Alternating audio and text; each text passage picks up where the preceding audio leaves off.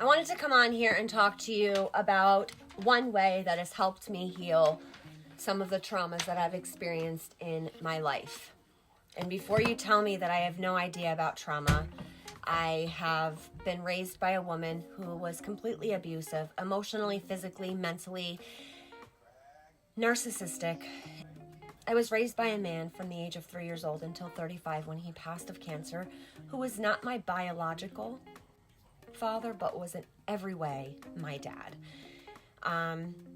My grandmother resents me because of something that my mother did to her before I was born. So use your imagination. I've never known who my father was.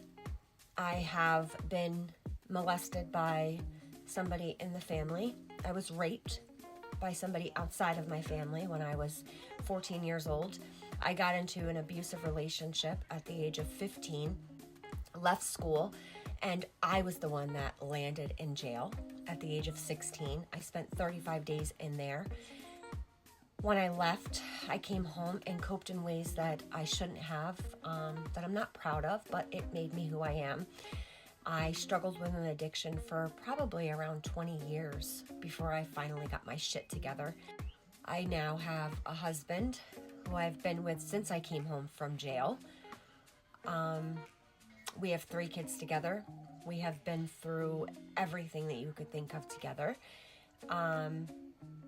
We've been married for 16 years, together for 25. We've been through a lot. And this inner workbook here has helped both of us. They give you a lot of, everybody has wounds. And these are, wounds of insecurity, wounds of inadequacy. Some of your traumas could have been being withheld from, being teased or mocked, sexual traumas, being objectified, going through poverty. Your defense mechanism could have been secret indulgence, body dysmorphia. They give you healing in here, angry for change, tired of wanting, and then they give you some affirmations, that specific trauma. And then they also give you a new narrative to write.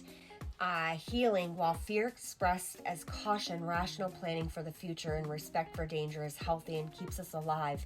Fear as a habitual life view will leave us constantly anxious about a negative future that may not ever exist. Thus, to heal the wound of, this is the wound of distrust, we must focus on motivating our actions through a desire for a brighter future. And your new narrative would be, anything is possible. The mind cannot know the future. What if it does go right? What if all works out? Because we're always thinking, what if this goes wrong? What if nothing works out for us? Because that's what we're used to. When we go through trauma, when we go through loss, the wound of loss, if you've gone through a lot of death, a lot of, loss in money, unreconciled past regret, painful unexpected changes, painful consequences, just going through that, I'm getting older, wounds of feeling overwhelmed. If you're somebody who's struggled in life, any wound doesn't make you any less than, or it's not your fault. Okay, whatever you've experienced in life is not your fault. And you too deserve to have that brighter future. You too deserve to be happy. Becoming aware of the constant mental commentary about our lives, we wake up from the matrix of our own thoughts. We unplug ourselves from the neuron pathways and patterns of suffering that are automatically reacting for us. The beautiful thing about our brain is that it can adapt and change over time as we exercise our spiritual will to override our current programming. It is moldable and has what scientists call plasticity. But in order to fully heal these neuron pathways of suffering, we have to understand them and accept them with the compassion and humility. Only then can we move on. So here,